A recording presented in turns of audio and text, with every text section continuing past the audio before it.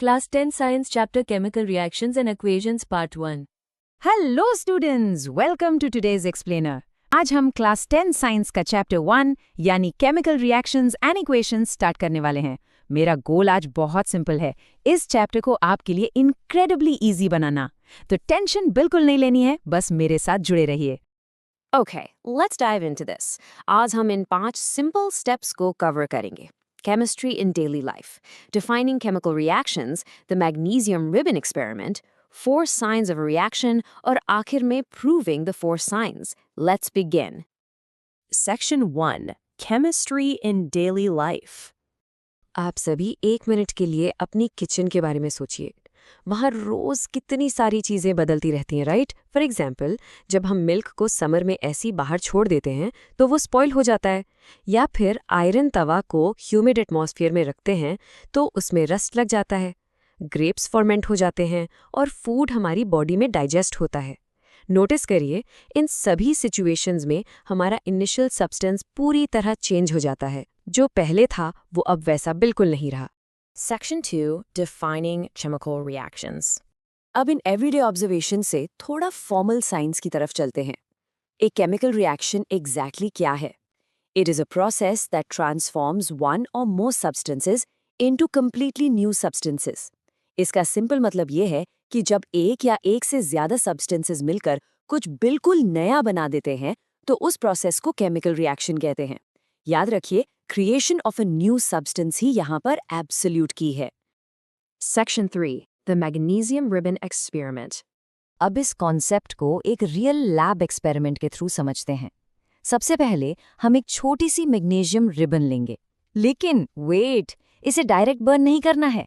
पहले हम इसको सैंडपेपर से क्लीन करेंगे, क्योंकि रिबन के ऊपर एक ऑक्सीडाइज लेयर पहले से बन जाती है।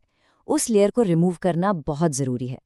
फिर हम इसको स्पिरिट लैम्प से बर्न करेंगे और जो वाइट पाउडर बचेगा उसको ध्यान से कलेक्ट करेंगे।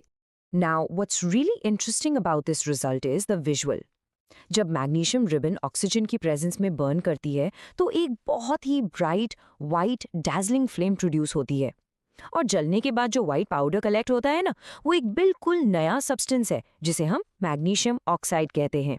तो हमने देखा कि एक नया सब्सटेंस मैग्नीशियम ऑक्साइड बन गया। पर मैं आपसे एक सवाल पूछती हूँ, एज अ स्टूडेंट आप किसी भी सिचुएशन को देखकर कॉन्फिडेंटली कैसे कह सकते हैं कि हाँ, यहाँ पर केमिकल रिएक्शन हो रही है? How do we definitively know? Section 4. 4 signs of a reaction. Reaction को आइडेंटिफाई करने के लिए साइंस में एक सिंपल और इम्पॉर्टेंट चेकलिस्ट है जो हर स्टूडेंट को मेमोराइज होनी चाहिए। अगर इनमें से कुछ भी हो रहा है तो यू कैन बी श्योर कि रिएक्शन हुई है। ये साइंस हैं change in state, change in colour, gas evolved और चेंज इन टेम्परेचर। इन 4 साइंस को अपने दिमाग में बिल्कुल सेट कर लीजिए, बिकॉज ये आपके पूरे चैप्टर का बेस है। Section 5. Proving the 4 signs. Let's see how this builds. अब हम इन चारों साइंस का कॉन्क्रीट प्रूफ देखेंगे। हमारा पहला साइन था change in state. For example, जब हाइड्रोजन गैस और ऑक्सीजन गैस आपस में कंबाइन होते हैं तो वो क्या बनाते हैं? वाटर, जो कि लिक्विड स्टेट में होता है।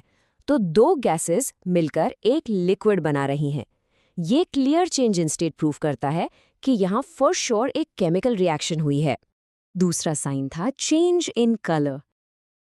इमेजिन करिए आपके पास कॉपर सल्फेट का सॉल्यूशन है जिसका कलर एकदम ब्लू होता है।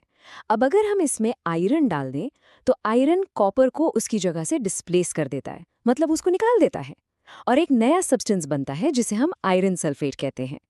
जैसे ही ये नया सब्सटेंस बनता है, सॉल्यूशन का कलर मैजिकली ब्लू से ग्रीन हो जाता है। कलर चेंज हुआ मतलब रिएक्शन हुई। तीसरा साइन है गैस इवॉल्व्ड, यानी गैस का रिलीज होना। इसको समझने के लिए अगर हम एक फ्लास्क में कुछ जिंक ग्रैन्यूल्स लेते हैं और उसमें डाइल्यूट एसिड ऐड करते हैं तो जिंक एसिड के साथ रिएक्ट करके हाइड्रोजन गैस रिलीज करता है। और इस गैस को कंफर्म करने का एक बहुत ही कूल ट्रिक है जो आपके एग्जाम्स के लिए सुपर इंपॉर्टेंट है, द पॉप साउंड टेस्ट। अगर आप एक बर्निंग मैच स्टिक इस गैस के पास लाएंगे तो एक क्लियर पॉप साउंड आएगी। ये पॉप साउंड प्रूफ करती है कि यहाँ हाइड्रोजन गैस इवॉल्व हुई है। और हमारा आखिरी साइन है चेंज इन टेम्परेचर। जब हम क्विक लाइम में वाटर ऐड करते हैं तो वो एक नया सब्सटेंस बनाता है जिसे स्लेक्ट लाइम कहते हैं।